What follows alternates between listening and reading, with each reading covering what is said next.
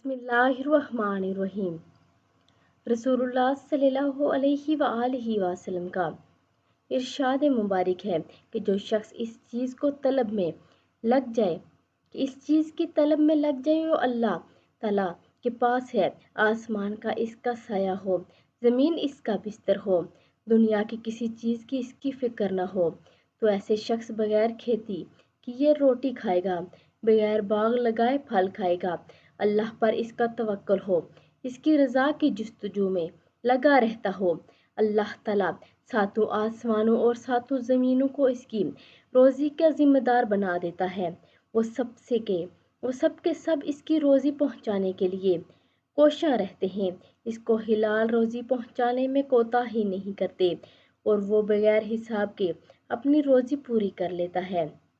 رسول اللہ صلی اللہ علیہ وآلہ وسلم کا ارشاد ہے کہ جو شخص دنیا سے محبت رکھتا ہے وہ اپنی آخرت کو نقصان پہنچاتا ہے،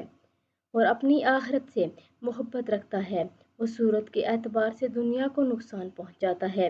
بس جب یہ ضابطہ ہو تو جو چیز ہمیشہ رہنے والی ہے یعنی آخرت، اس کو ترجیح دو اس چیز پر جو بہرحال فنا ہونے والی ہے۔ حضرت انس رضی اللہ تعالیٰ عنہ رسول اللہ صلی اللہ علیہ وآلہ وسلم سے ارشاد نقل کرتے ہیں کہ 4 چیزیں بدبختی کی علامت ہیں۔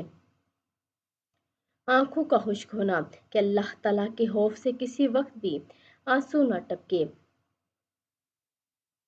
دل کا سخت ہونا اپنی آخرت کے لیے یا کسی کے لیے کبھی بھی دل نرم نہ پڑے، اور آرزو کا لمبا ہونا اور دنیا کی ہرس ہونا۔